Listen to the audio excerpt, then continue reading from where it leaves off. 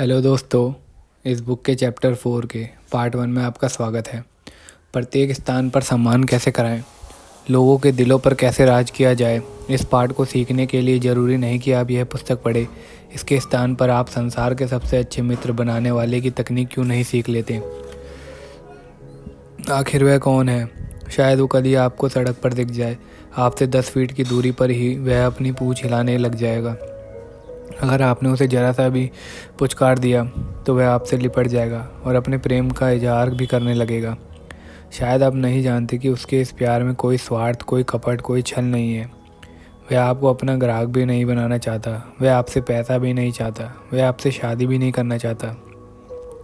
लेकिन क्या कभी आपने इस बात पर ध्यान दिया है कि कुत्ता ही एकमात्र ऐसा प्राणी है जिसे जीवित रहने के लिए कोई अन्य काम भी नहीं करना पड़ता। बस वह तो प्रेम देता है, प्रेम के अतिरिक्त कुछ भी नहीं देता। मुर्गी को तो अंडे देने पड़ते हैं, गाय भैंस को दूध देना पड़ता है तथा चिड़ियों को भी गाना पड़ता है, चहचहाना पड़ता है, वह भी हमारी खुशी के लिए। एक बार मेरे पापा मेरे लिए 5 सेंट में एक पिल्ले बालों वाला छोटा सा पिल्ला खरीद कर लाए थे। उस समय मैं 5 साल का था। वह पिल्ला ही मेरे दुख सुख का साथी था। हर शाम को 5 बजे के लगभग वह बरामदे में बैठकर अपनी मनमोहक आंखों से सड़क पर ही देखता रहता था, और जैसे ही वह मेरी आवाज़ सुनता था, गोली की तरह रफ्तार से भी तेज़ रफ्तार से दौड़ते हुए मेरे पास आ जाता था और फिर पूरे आनंद से मेरा स्वागत करते हुए मुझसे ज़ोर से लिपट जाता था। मेरा टीपी 5 सालों तक मेरा सबसे करीबी, सबसे सच्चा दोस्त बना रहा। फिर एक रात को अचानक ही मुझसे 10 कदमों की दूरी पर बिजली गिर जाने से मर गया। मैं तो जैसे सत्र ही रह गया था। टीपी की मौत मेरे बचपन की सबसे दुखद याद थी। टीपी ने कभी भी मनोवैज्ञानिक की कोई पुस्तक नहीं पढ़ी थी, उसे इसकी कोई आवश्यकता ही नहीं थी। टीपी में ही क्या, मैं समझता हूँ कि हर कुत्ते में ऐसी कोई दिव्य शक्ति होती है कि वह जानता है कि कैसे दूसरे में रुचि लेकर 2 पल में ही किसी के दिल में जगह बनाई जा सकती है। लेकिन मनुष्य के बस की यह बात नहीं है। उसे तो वर्षों लग जाते हैं किसी को अपना बनाने में।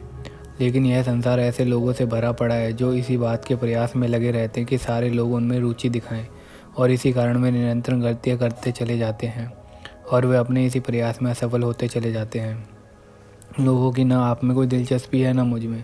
उनकी सारी दिलचस्पी तो सबवे में ही है, सुबह दोपहर शाम रात 24 घंटे। एक बार न्यूयॉर्क टेलीफोन कंपनी ने एक बहुत ही मज़ेदार सर्वे किया। उन्होंने जानना चाहा कि टेलीफोन पर होने वाली बातों में किस शब्द का सबसे ज़्यादा प्रयोग किया जाता है, और सर्वे में पता चला कि 500 चर्चाओं में मैं शब्द का ही 3900 बार से अधिक प्रयोग किया गया है। ठीक इसी प्रकार जब आप कोई सामूहिक फ़ोटो देखते हैं तो उसमें भी सबसे पहले अपना ही तस्वीर खोजते हैं। यदि हम केवल लोगों को अपनी ओर आकर्षित करने तथा सभ्य में उनकी रुचि जगाने का प्रयास करेंगे तो कभी भी सच्चे मित्र नहीं बन पाएंगे। सच्चे मित्र ऐसे नहीं बनते। White house should mean to you में वियना के एक प्रसिद्ध मनोवैज्ञानिक अल्फ्रेड एडलर ने लिखा है, जिस व्यक्ति को दूसरे लोगों में रुचि नहीं होती उसका जीवन हमेशा कठिनाइयों से घिरा रहता है। वही आदमी दूसरों को भी सबसे अधिक नुकसान पहुंचाता है। इसी तरह के व्यक्ति सबसे अधिक असफल भी होते हुए दिखाई देते हैं। आप मनोवैज्ञानिक पर चाहे दर्जनों पुस्तक पढ़ लें, फिर भी आपको अपने काम का व्यक्तित्व तो केवल एल्डर के शब्दों में ही मिलेगा। जिस व्यक्ति की दूसरे लोगों में रुचि नहीं होती उसे जीवन में सबसे ज़्यादा कठिनाइयाँ आती हैं और वह दूसरों को सबसे ज़्यादा नुकसान पहुंचाता है। इसी तरह के व्यक्ति ही सबसे ज़्यादा असफल देखे गए हैं।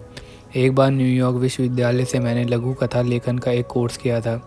उसी कोर्स में एक बहुत प्रसिद्ध पत्रिका के संपादक ने हमारी कक्षा को बताया कि वे अपनी मेज़ पर पड़ी दर्जनों कहानियों में से किसी भी कहानी को जब पढ़ते हैं तो कुछ लाइनें पढ़ने के बाद ही वे इस बात का अनुमान लगा लेते हैं कि उस कहानी का लेखक दूसरे लोगों को पसंद करता है या नहीं। उन्होंने कहा, यदि लेखक लोगों को पसंद नहीं करता तो लोग भी उसकी कहानी को पसंद नहीं करेंगे। फिर वह अनुभवी संपादक अपने लेक्चर के दौरान 2 बार रुका तथा उसने भाषण देने के लिए क्षमा याचना करते हुए कहा, जो आपका पादरी आपको बताएगा मैं भी आपको वही बता रहा हूँ। लेकिन याद रखिए, यदि आपको एक सफल कहानीकार बनना है तो आपको दूसरे लोगों में रुचि लेनी ही होगी। यदि यह बात एक कहानीकार के बारे में सही है तो यही बात लोगों से आपने सामने बात करने में भी सही साबित होती है। जब हावर्ड थर्स्टन ब्रॉडवे में अपना आखिरी शो देने वाले थे तो उस शाम को मैं उनके साथ ही ड्रेसिंग रूम में था। थर्स्टन एक विश्वविख्यात जादूगर थे जिन्होंने 40 से ज़्यादा सालों तक दुनिया के कोने कोने में जाकर अपना मायावी खेल दिखाया था तथा दर्शकों को दांतों तले उंगलियां दबाने पर मजबूर कर दिया था। 6 करोड़ लोग उनके शो के टिकट खरीद चुके थे और उन्हें लगभग 20 लाख डॉलर का लाभ हुआ था। इतना सब कुछ उन्होंने स्कूल में जाकर नहीं सीखा था, क्योंकि वह तो बचपन में ही घर छोड़कर भाग गए थे।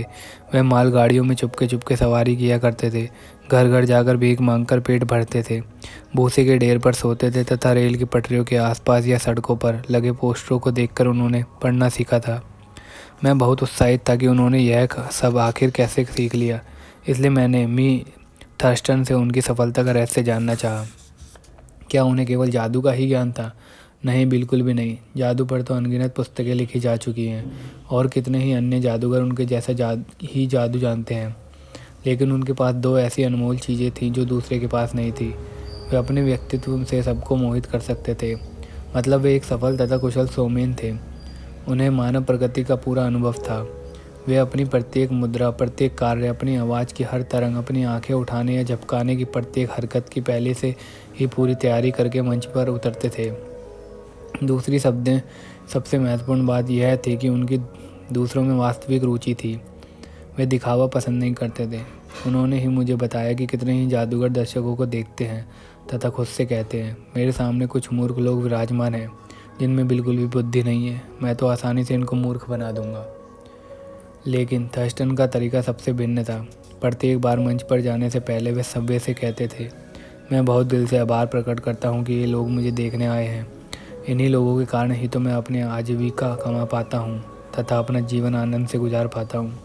मेरी पूरी कोशिश यही रहेगी कि मैं इन लोगों को निराश न करूँ तथा इनके समक्ष अपना सर्वश्रेष्ठ प्रदर्शन कर पाऊँ।